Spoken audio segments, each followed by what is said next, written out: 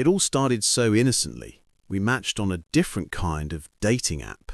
He liked me first, and although he was 40 and I was 27, I thought, expletive it, he was really attractive and didn't look 40 in the slightest. He didn't take the usual approach. We just messaged in a erotic way, back and forth for hours, and his real lust for me tickled me. We matched in the evening, only to stop talking until the morning as the sky started to lighten. Whereas I'd usually be called baby and sent a picture of male genitalia, it was unbelievable how we connected with just words alone. We met the next day and got a hotel. I had an amazing time like I'd never had before. He was the first person to make me climax despite his shyness. We were together for about 5 hours and talked so much in between rounds. I was cool with it being a one-night stand, but I really wanted more of him. It was so good my muscles were sore. I asked him for his number so we wouldn't have to rely on the app, and we just talked normally and got better at getting acquainted. The very next day he talked of being excited to see me again. We met on the Sunday, and he talked of meeting on Wednesday, but he decided he needed to see me that night, and I obliged. We got a drink and made out like horny teenagers. The next day I expressed my lustful desire for him to the point I catch myself smiling, and how such a handsome man like him would be into me, but this is what made him crack. He admitted he was in a relationship of 7 years that wasn't doing so great.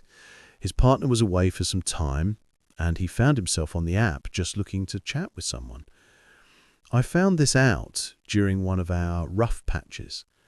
It turns out he was quite romantic and begged me not to fall in love with him because he couldn't give me his heart, and he falls in love easily. He wondered what our relationship could be and what life we could have, and as much as he wanted to imagine our possible happiness, he had a girlfriend and the life that they have together.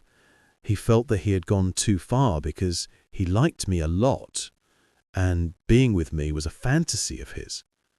He says the last thing he wants to do is hurt me, but he doesn't know what to do because apparently I'm a wonderful person that he wants to spend time with, who makes him really happy, but I deserve someone who can give me the attention and affection I deserve. This was an absolute bombshell to me, of course, and I reassured him I had no intention of falling in love with him as I was just seeking no strings attached fun. I never thought I'd be the other woman. I was conflicted because I liked him and wanted to keep seeing him, but I knew there was likely a risk of collateral damage that could happen. I also wondered what kind of a person that would make me. I wasn't judgmental and didn't change how I thought of him much. I just thought about how these things happen. And at the end of the day, we're just human that give in to desires that aren't always right, at least socially. I've begun to view cheating as not something black or white, but grey.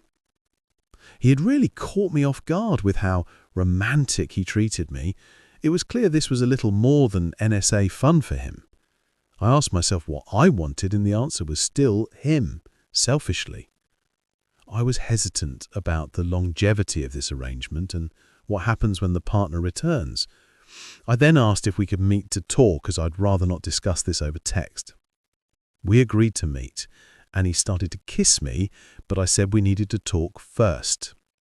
He said he was craving female company and intimacy as his relationship was sexless, and this made his self-esteem tank.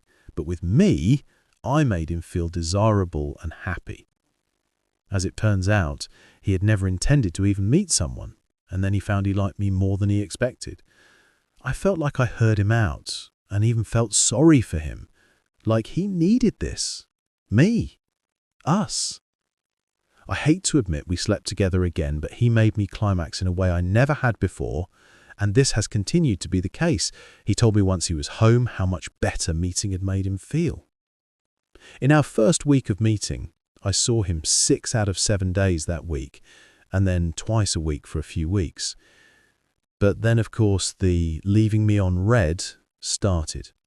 I pulled him up on it for him to say, There was a lot going on in his life, and he felt like he couldn't add any more onto his plate. He claimed that I wanted more than he could give, and he was using the app as a distraction.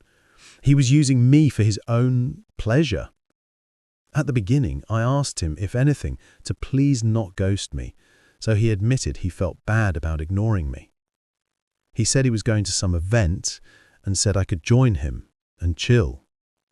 I'll admit I was in the fetal position, sobbing for hours in the lead up to this exchange, and I made the mistake of seeing that he had left me on red when I confronted him about his behavior at work. I cried serving a customer at the till. I don't know what happened to me in that moment. I guess it pushed me over the edge. I cried so much I had to go home, and I needn't wipe away the tears, and there would only be many more to follow.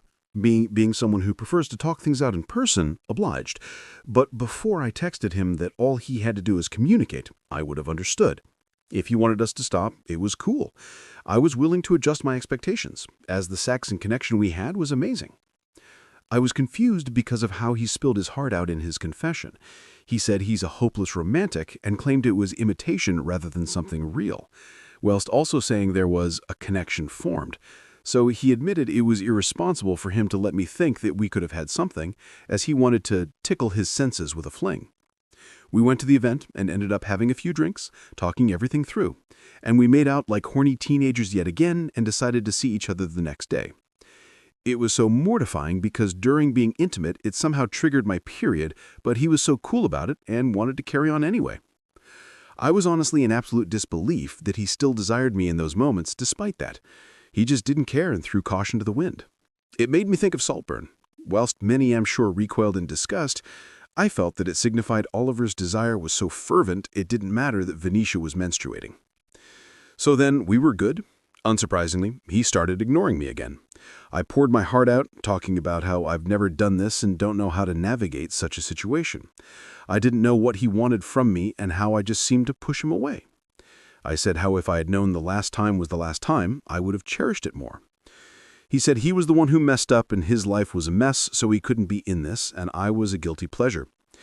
I told him I was just happy to get him when I could, and how he was still deserving despite everything, and that I see the inherent value in his existence.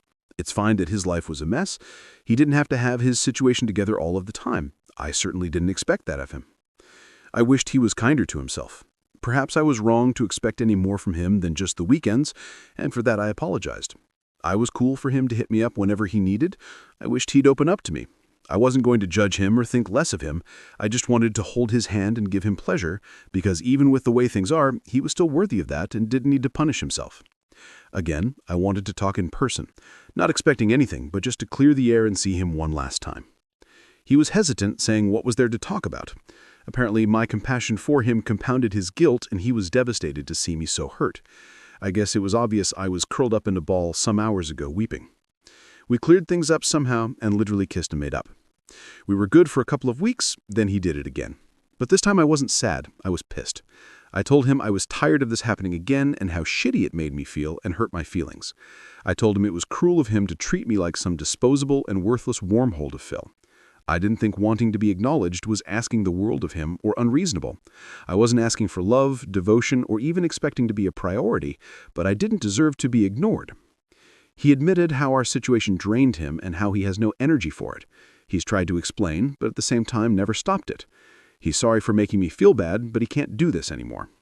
He called us a holiday romance, a fling, if you will. He couldn't go on. He said he didn't know if it was the right way to end things, but saying goodbye in person would be harder.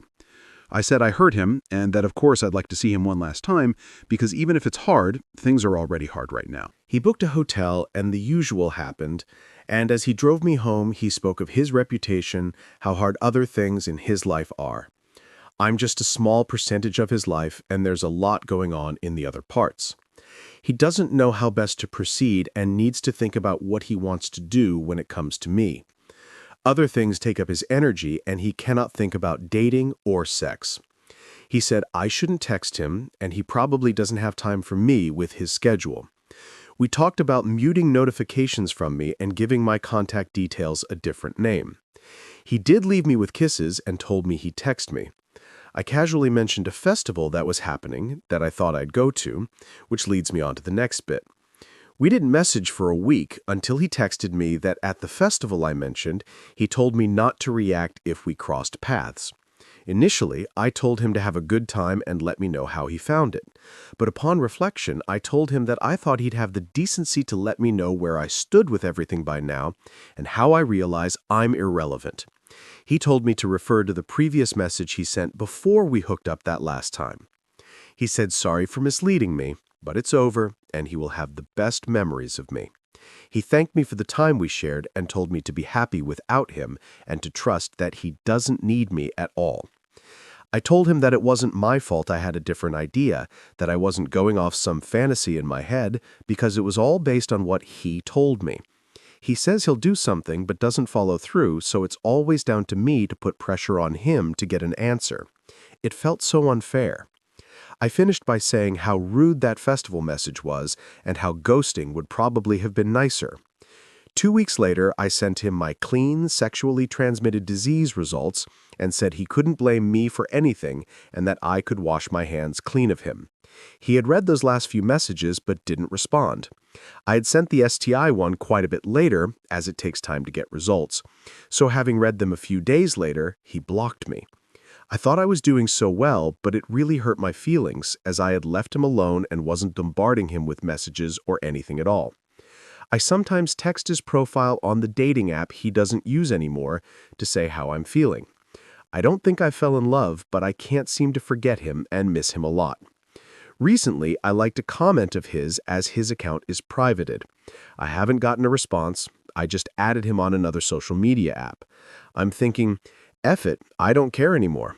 I want some sort of reaction. Like, does he miss me? Does he think of me when he's with her? I found his Facebook and have seen various posts. I found out he was engaged before, not with his current partner.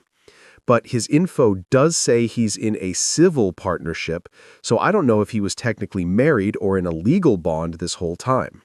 So that's my story. Sorry it was long, I had to get it off my chest.